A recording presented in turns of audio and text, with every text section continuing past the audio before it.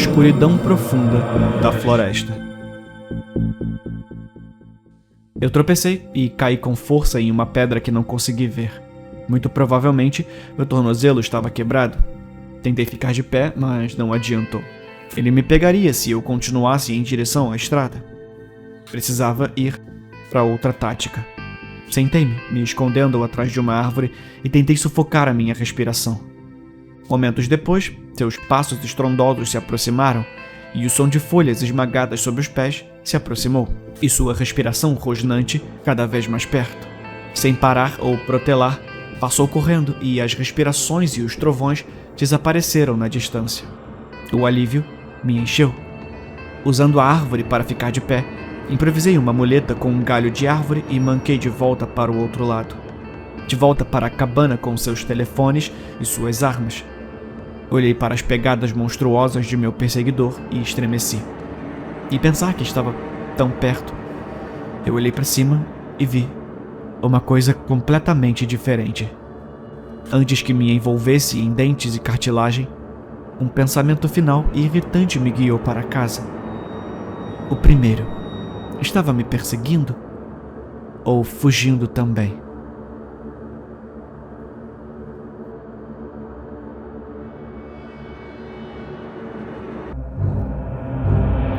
Nas costas.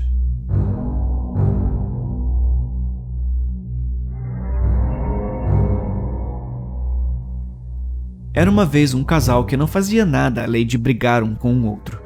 Uma noite, depois de uma briga particularmente grande, o pai, acidentalmente, matou sua esposa.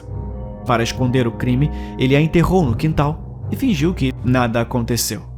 No dia seguinte, o filho de 5 anos perguntou se eles poderiam ir a um parque próximo. O pai obedeceu e brincou com a criança. No entanto, o filho continuou perguntando ao pai por que a mamãe não se juntou a eles. O pai apenas disse a ele que ela estava cansada. Enquanto iam para casa, o pai perguntou ao filho se ele havia se divertido. A criança respondeu que se divertiu, mas teria sido melhor se a mamãe também brincasse com ele. O pai repetiu que ela estava muito cansada. Foi quando o filho perguntou: "Ah, é por isso que você carregou ela nas costas o dia todo, papai?"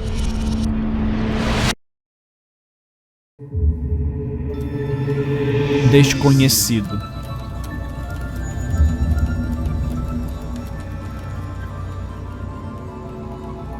Ele pega uma faca na cozinha e revista silenciosamente a casa. Ele precisava saber o que estava causando os ruídos que estavam sobrecarregando sua vida. Todos os gritos e súplicas o estavam deixando louco. Ele acaba no porão escuro como breu. Ele percebe o cheiro podre e hesita um pouco antes de acender as luzes. A visão de corpos alinhados nas paredes o faz engasgar. Aterrorizado, ele se vira para subir as escadas, apenas para ver um homem olhando para ele pela janela do porão. Um homem com cabelos despenteados, olhos enlouquecidos e roupas rasgadas e cobertas de sangue. Forçando a bile que subiu à sua garganta, ele luta para manter a compostura e ataca o estranho com sua faca. Foi quando percebeu que era um espelho.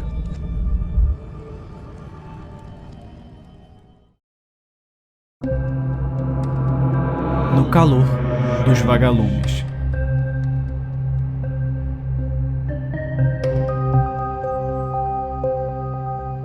Quando eu era menino, morava com a minha mãe em uma velha casa na Geórgia. Era pequeno e a maior parte estava bastante gasta, mas o preço pedido era barato e precisávamos de uma casa. Não era de todo ruim, porém o lugar tinha um quintal bem grande e hectares de floresta atrás dele. Em um dia particularmente quente de verão, eu estava sentado brincando com meu cachorro, Marley, enquanto minha mãe estava saindo para o trabalho e discutindo as orientações usuais com a babá. Eu volto lá para as 11. Lembro-me dela dizendo: "Certifique-se de que ele esteja na cama às 10. A babá assentiu e sorriu quando minha mãe se despediu de mim e fechou a porta. Agora éramos apenas eu, Marley e a babá. "Eu vou fazer algumas coisas", disse a babá, ao que acenei com a cabeça sem erguer os olhos. Acho que é aqui que menciono que essa babá era uma idiota. Depois que minha mãe saía para o trabalho, ela educadamente se desculpava por ter que sair de casa, voltando bem a tempo de receber seu pagamento. Mas nunca reclamei. Nunca tive medo de ficar sozinho, e que criança não gosta de não ter regras por um tempo? Passei a maior parte do dia jogando Game Boy ou perseguindo Marley pela casa. Quando o sol caiu, chegou a hora da minha atividade de verão favorita: pegar vagalumes. Não sei dizer porquê, mas eu era tão fascinada por vagalumes e gostava de tê-los como animais de estimação. Peguei um velho pote de conserva debaixo da pia e saí pela porta de tela rangente para a varanda dos fundos. Marley seguindo em meus calcanhares. Fui recebido pelo som avassalador de insetos zumbindo por todo o quintal. Desci os degraus de madeira do deck e comecei minha busca por vagalumes. Procurei as fracas luzes brilhantes pelo que pareceram horas, arrastando os pés pela grama no ar quente da noite. De repente, eu vi o maior vagalume que eu já tinha visto, piscando ao redor da velha cerca de arame enferrujado, bem nos fundos. Com a jarra na mão, corri atrás dele, Marley latindo atrás de mim. Logo cheguei à cerca quando o vagalume começou a recuar para a floresta. Eu não estava prestes a voltar de mãos vazias, então escalei a cerca com um pouco de dificuldade e entrei na floresta. Marley choramingou do outro lado enquanto eu passava por velhos troncos cobertos de musgo, folhas estalando sob meus pés conforme eu avançava, seguindo a luz amarela brilhante. A floresta parecia que eu havia entrado em outro mundo. As árvores eram enormemente altas e as folhas no topo protegiam a entrada de qualquer luar. Quando comecei a sentir que tinha ido longe demais, olhei para trás para encontrar as luzes brilhantes da varanda da minha casa, mas não consegui ver nenhum vestígio delas. Eu tinha sido engolfado pela floresta. Eu não conseguia mais ouvir o zumbido dos insetos. Estava silencioso agora. Olhei para frente novamente para encontrar o vagalume se aproximando. Eu precisava pegá-lo agora, apenas para usá-lo como uma luz para encontrar meu caminho de volta. Eu mergulhei nele com minha jarra e peguei o ar. Assustado, o vagalume começou a flutuar para cima, piscando sua luz amarela enquanto subia. Ele continuou indo cada vez mais alto fora do meu alcance e eu o segui com meus olhos. Subiu pelas altas árvores e, de repente, eu vi. Eu vi tudo. Corpos. Centenas de corpos retorcidos, homens e mulheres, meninos e meninas, pendurados como marionetes nos galhos, iluminados apenas pela luz do vagalume. Eu não conseguia me mover, paralisado pelo medo. Eu podia ouvir tudo: o rangido das cordas, o gemido das velhas árvores e os passos próximos. Eu me escondi atrás de uma árvore, tentando acalmar a minha respiração ofegante. Eu tinha ido longe demais, pensei, e agora ia viver lá em cima como outro fantoche. Eu não sabia o que fazer, se corria ou esperava, mas os passos se aproximavam. Ele sabe que eu tô aqui, pensei. Não havia como não ter me ouvido chegando. Reunindo toda a minha coragem, me desvencilhei da árvore e corri na direção de onde vim, arrancando folhas enquanto avançava. Eu podia ouvi-lo me perseguindo, seus pés batendo na terra ritmicamente. Enquanto avançava, eu corri mais rápido do que nunca na minha vida. Não conseguia evitar que as lágrimas caíssem enquanto o vento batia no meu rosto. Eu nem tinha me despedido da minha mãe quando ela foi embora. Como eu esperava, as luzes da varanda dos fundos brilhavam na escuridão à minha frente. Eu podia ouvir Marley latindo e sabia que logo encontraria a velha cerca enferrujada. Lembro-me de pensar que escalar a cerca me atrasaria, mas era o único jeito. A terra trêmula foi se aproximando e a ponta do meu sapato pegou uma raiz e eu escorreguei, caindo de barriga para baixo.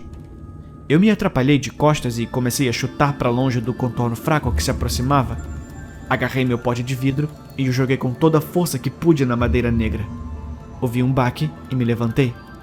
Encontrei a cerca e saltei para o meu quintal. Gritei pelo meu cachorro e nós dois corremos para o convés e entramos, trancando a porta enquanto corríamos. Subi correndo para o meu quarto e levei Marley comigo. Tranquei a porta e empurrei uma cadeira contra ela. Eu desabei na minha cama com as luzes acesas. Eu verifiquei o relógio. Eram 10h33. O alívio tomou conta de mim. Eu estava seguro agora e logo minha mãe estaria em casa. Talvez fosse a adrenalina deixando o meu corpo, porque de repente fiquei muito cansado. Eu não queria dormir, mas não pude lutar contra isso. Desmaiei na minha cama, com as luzes acesas e Marley ao meu lado. Acordei repentinamente no meio da noite, em um quarto escuro como o breu. As cobertas estavam sobre mim. Então, imaginei que a mamãe tinha voltado e verificado como eu estava. Eu estava suando sob o edredom quente e virei para o outro lado. Foi quando eu vi um rosto a centímetros do meu, com a pele branca esticada sobre o crânio. Sua figura alta e magra estava curvada e debruçada sobre a minha cama. Seus olhos sem pálpebras me observavam, me estudando. Eu queria recuar ao vê-lo, mas não conseguia me mexer. De repente, tudo mudou. Acordei ofegante. As luzes do meu quarto estavam acesas e a cadeira ainda encostada na porta. Marley levantou a cabeça e olhou para mim. Meus olhos se desviaram para o relógio. 10h46. Eu ouvi a campainha tocar e corri escada abaixo até a porta da frente, abrindo-a e caindo nos braços da minha mãe, chorando. E agora eu estou aqui, sentado, 10 anos depois, em um saguão lotado de pessoas porque não suporto ficar sozinho. Lembro-me da minha mãe viajando para a floresta no dia seguinte contra minha vontade, voltando apenas para dizer que não viu nada. Meu cérebro me pregou peças na calada da noite, ela disse. Eu não acreditei na época e não acredito agora. Não há uma noite que eu não pense nisso, que uma noite vou acordar para ver aquele rosto horrível de novo e dessa vez não será um sonho. O que mais me assusta é pensar que naquela noite quente de verão, 10 anos atrás, fui eu quem fugiu. A marionete que ele não conseguiu manter.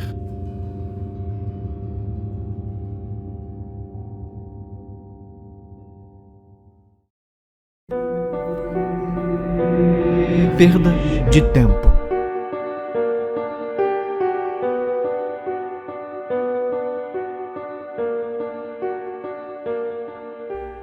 Nunca tive um bom relacionamento com meu sogro e minha sogra. É evidente que eles se cansaram de mim. Dizem ao meu marido que ele está perdendo tempo comigo e que há outra mulher esperando para se apaixonar por ele, se ele tiver coragem de me largar. Eles dizem a ele que seu amor por mim o está deixando louco e que sou capaz apenas de trazer miséria à sua vida. Eles dizem todas essas coisas dolorosas. Não há dúvida de que ele me ama, porém, e sei que sempre me amará. É uma pena que seus pais nunca nos entendam. Talvez estejam amargurados porque não posso ter filhos. Por que isso deveria importar para eles, afinal? O que importa é que sou irremediavelmente dedicada ao meu marido. Eu o consolei quando ele perdeu a irmã, mesmo que ela sempre tenha sido uma vadia. E vou consolá-lo depois de levar seus pais ao suicídio. Hoje marca o 5º aniversário que celebramos juntos no cemitério.